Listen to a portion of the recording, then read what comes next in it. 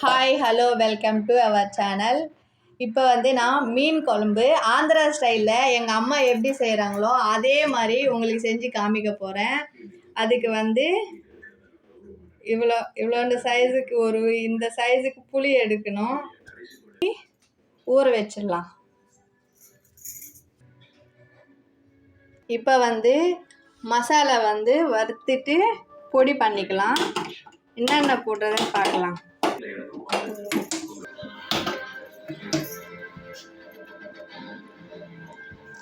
கடாயை வச்சுட்டு இதுக்கு 1 ஸ்பூன் சோம்பு, அரை ஸ்பூனு கசகசா, 1 ஸ்பூன் தனியா, ஒரு அரை ஸ்பூன் வெந்தயம், பூண்டு அப்படியே வச்சுட்டு இதெல்லாம் நம்ம வறுத்து எடுத்துக்கலாம். இந்த பூண்டு தவிர எல்லாத்தையும் இதில் கொட்டிட்டு நம்ம வறுத்து எடுத்துக்கலாம்.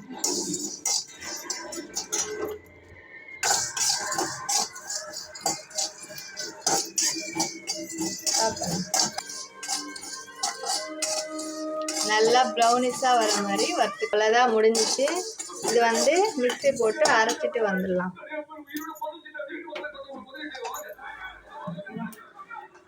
இது கொஞ்ச நேரம் ஆற விடுங்க. அப்புறமா இப்போ ஊற வச்சிருக்கேன்ல புளி, அது நல்லா கரைச்சிக்கணும். இந்த தோலெல்லாம் நல்லா புளிஞ்சு எடுத்துடணும். தக்காளி இது நல்லா புளிஞ்சிக்கணும்.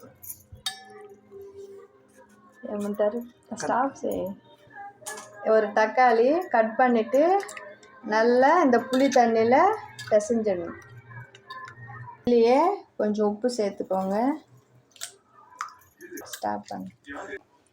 இதுலேயே மஞ்சத்தூள் ஒரு 1/4 டீஸ்பூன், மிளகாத்தூள் ஒரு 3 ஸ்பூன் போட்டுக்கோங்க.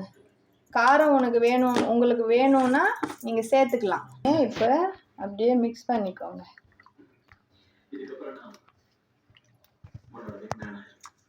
இந்த மாதிரி ரெடி பண்ணி வச்சுக்கணும். ஒரு கடாயை வச்சு கடாய் ஸ்டவ் ஆன் பண்ணிவிட்டு இப்போ கடாயில் எண்ணெய் ஊற்றுறோம். கடாயை வச்சுட்டு ஆயில் ஊற்றிடலாம். உங்களுக்கு எவ்வளோ தேவையோ அவ்வளோ ஊற்றிக்கோங்க. நான் அதிகமாகவே ஊற்றுவேன் மீன் குழம்புல, அதனால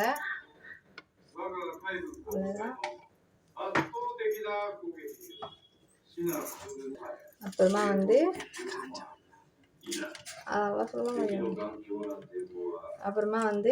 கடுகு போட்டுக்கலாம்.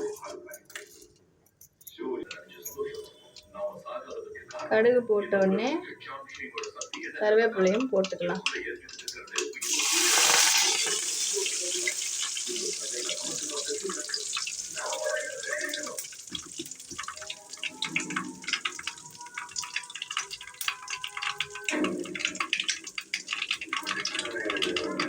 இப்போ மிக்ஸ் பண்ணி வச்சிருக்கோம்ல புளி தண்ணி, அது இதில் சேர்த்துடலாம்.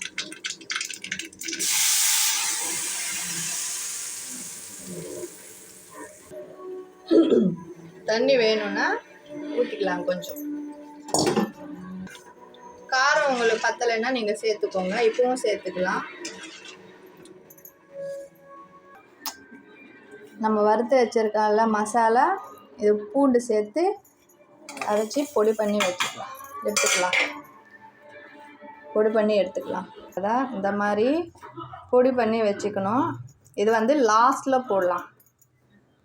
இந்த மாதிரி திக்கானதுக்கப்புறம் நம்ம அரைச்சி வச்சிருந்த இந்த மசாலா பொடியை இதை சேர்த்துக்கலாம்.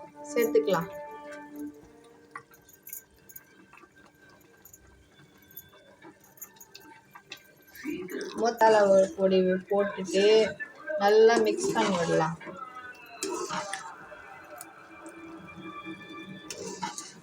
ஒரு 2 கொதி வந்ததுக்கப்புறம் மீன் போட்டுக்கலாம். இப்போ நம்ம மீன் சேர்த்துக்கலாம்.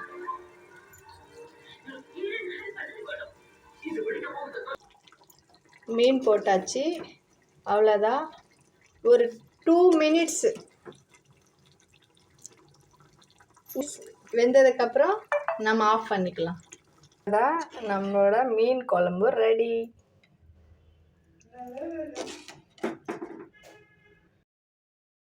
பண்ணதுக்கப்புறம் லாஸ்ட்டாக கொத்தமல்லி சேர்த்துக்கலாம்.